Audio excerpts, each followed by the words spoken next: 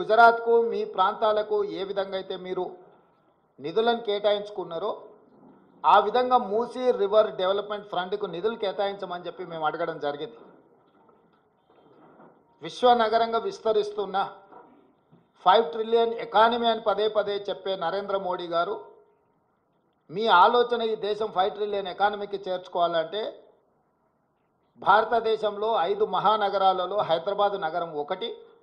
ఈ హైదరాబాద్ నగరానికి మెట్రో విస్తరించడం ద్వారా ఇక్కడ మౌలిక వసతుల యొక్క అభివృద్ధిని చేయడం ద్వారా విదేశాల నుంచి పెట్టుబడులను ఆకర్షించి లక్షలాది మంది నిరుద్యోగ యువకులకు ఉద్యోగ ఉపాధి అవకాశాలు కల్పిస్తే దేశం యొక్క ఎకానమీ పెరుగుతుంది అని చెప్పి వారికి చెప్పడం జరిగింది. కానీ మెట్రోకు కానీ మూసీ రివర్ డెవలప్మెంట్ ఫ్రంట్ విషయంలో కానీ RRR రీజనల్ రింగ్ రోడ్ విషయంలో కానీ ఏ విషయంలో కూడా ఈ బడ్జెట్లో ఒక్క రూపాయి కూడా తెలంగాణకు ఇవ్వడానికి ప్రయత్నం చేయలేదు. ఆనాడు యూపీఏ ప్రభుత్వంలో కేటాయించిన ITIR కారిడార్ను గతంలో తెలంగాణ అధికారంలో ఉన్న ప్రభుత్వము కేంద్ర ప్రభుత్వం ఇద్దరు వివక్ష వల్ల ITIR కారిడార్ను మరుగున పడిపోయింది. ITIR కారిడార్ వస్తే పెట్టుబడులు వస్తాయి, పెట్టుబడులతో పాటు IT రంగ నిపుణులకు వేలాది లక్షలాది ఉద్యోగాలు వస్తాయి. మీరు దానికి సంబంధించిన కార్యాచరణను కూడా చేపట్టండి అని చెప్పి కేంద్ర ప్రభుత్వానికి మేము విజ్ఞప్తి చేసినాం. ఈరోజు ITIR కారిడార్ గురించి ఎక్కడ ప్రస్తావన లేదు. ఈరోజు రైతులను ఆదుకోవడానికి ఒక ప్రత్యేక కార్యాచరణ ఏది తెలంగాణ రాష్ట్రానికి ఇవ్వలేదు. ఎడ్యుకేషన్ పట్ల కానీ, ఇరిగేషన్ పట్ల కానీ, హెల్త్ పట్ల కానీ, ఎంప్లాయ్మెంట్ పట్ల కానీ ఏ ఒక్క అంశంలో కూడా కేంద్ర ప్రభుత్వము తెలంగాణ యొక్క అభివృద్ధి కోసము ఆలోచన చేయలేదు. ఈరోజు సబ్కా సాత్ సబ్కా వికాస్ అనేదైతే ఉందో ఈ స్లోగన్ బోగస్ అని చెప్పి బీజేపీ నిరూపించింది. వికసిత్ భారత్ అనే దాంట్లో తెలంగాణ భాగం కాదు అని ప్రధానమంత్రి గారు అనుకుంటున్నట్టుగా ఉన్నది.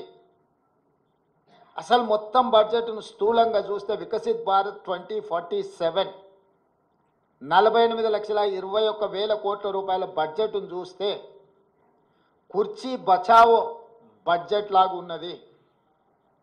బీహార్కు ఆంధ్రప్రదేశ్కు తప్ప ఇతర రాష్ట్రాల పట్ల కేంద్ర ప్రభుత్వం వ్యవహరించిన తీరు కేవలం కుర్చీని కాపాడుకునే ప్రయత్నంలో భాగంగానే ఈ బడ్జెట్ను ప్రవేశపెట్టినట్టుగా కనిపిస్తుంది. ఇది ఏ రకంగా కూడా ప్రధానమంత్రి గారికి గౌరవాన్ని తెచ్చిపెట్టదు. ఇంతటి వివక్ష, ఇంతటి కక్షాపూరితమైన వ్యవహారం ఎప్పుడూ జరగలేదు. తెలంగాణ రాష్ట్రము, తెలంగాణ ప్రజలు 8 పార్లమెంట్ స్థానాలు, 35% ఓట్లు బీజేపీకి ఇచ్చిండ్రు. తెలంగాణ ప్రజలు ఎలాంటి వివక్ష బీజేపీ పట్ల చూపించలేదు. తెలంగాణ ప్రజల యొక్క నిర్ణయం వల్ల ఈరోజు నరేంద్ర మోడీ గారు ప్రధానమంత్రిగా కుర్చీలో కూర్చున్నారు. 8 సీట్లను తెలంగాణ రాష్ట్రం నుంచి గెలిపిస్తే కృతజ్ఞత చూపించాల్సిన బీజేపీ కేంద్ర ప్రభుత్వం నరేంద్ర మోడీ గారు తెలంగాణ పట్ల కక్షాపూరితంగా వ్యవహరించారు.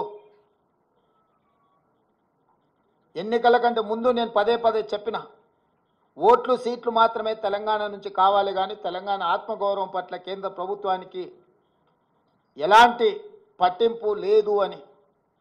ఈరోజు అదే విధంగా కేంద్ర ప్రభుత్వం వ్యవహరించింది. కేంద్ర మంత్రిగా ఉన్న కిషన్ రెడ్డి గారు ఈరోజు తెలంగాణ ప్రజలకు సమాధానం చెప్పాలి. బీజేపీ అధ్యక్షుడిగా నరేంద్ర మోడీ గారి మంత్రివర్గంలో యూనియన్ క్యాబినెట్ మినిస్టర్గా కిషన్ రెడ్డి గారు బాధ్యత వహించాలి. తెలంగాణకు జరిగిన అన్యాయానికి తెలంగాణ ప్రజలకు క్షమాపణ చెప్పి తక్షణమే మోడీ మంత్రివర్గం నుంచి తప్పుకోవాలి కిషన్ రెడ్డి గారు. ఇంతటి వివక్ష ఎప్పుడూ జరగలేదు.